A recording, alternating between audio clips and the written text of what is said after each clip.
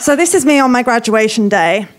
Whilst at university, pretty much living off a diet of beans on toast and going out every night, I did manage to attend my lectures and sit all my exams, and I graduated with a degree in criminology and politics.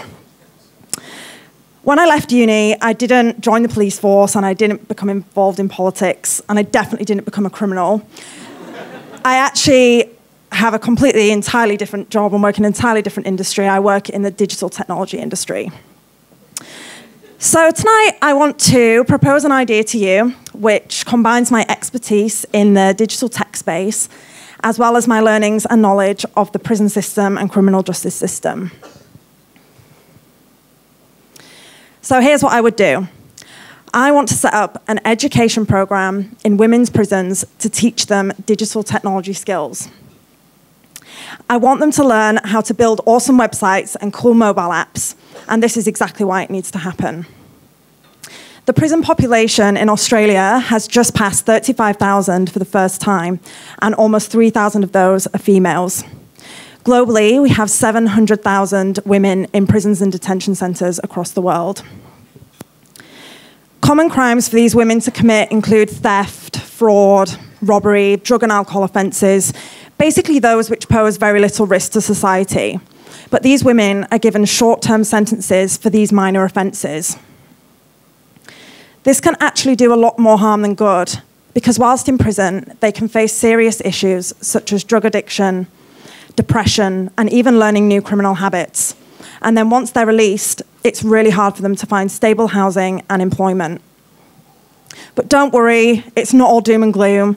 You might be interested to know that with strong transitional planning and continuity of input from prison to community, we can reduce the reconviction rates amongst females. So this got me thinking, this is such an awesome opportunity for us to kill two birds with one stone. We can help these vulnerable women in prison, and we can also solve another important issue, and that is the small percentage of women working in technology. Today, women make up 25% of the technology workforce, and by 2020, it's estimated that there'll be 1.4 million newly created computer science jobs, and there won't be enough people to fill them all. So what's going on? Why wouldn't a woman want to join a team like this? We're constantly bombarded with images like this, which depicts tech as male-dominated, it's nerdy, it's uncool, and it's not a place where a woman can succeed. Some people argue it's the fault of the education system and gender bias within schools. Girls are encouraged to study certain subjects, whereas boys are encouraged to do others, whereas we need to make a significant change to make tech more aspirational to girls. Others argue it's socialization and the fact that girls will be girls and boys will be boys, and they can carry on with that, and it has a really significant impact on their life and decisions that they will make later on.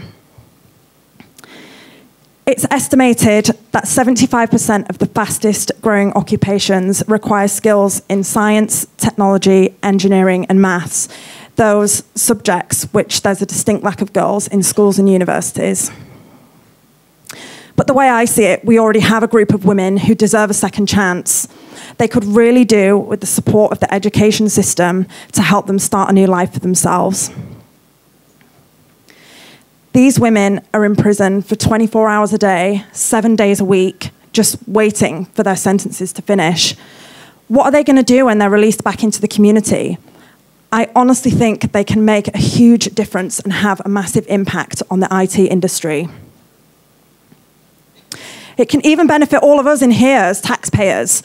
Each Australian prisoner costs the taxpayer an average of $300 per day in a system which costs us $2.6 billion per year to fund.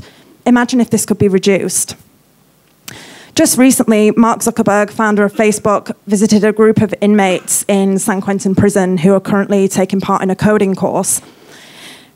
Facebook don't ask for your criminal record on your job application because they don't want to discriminate against people who've made a mistake in their past.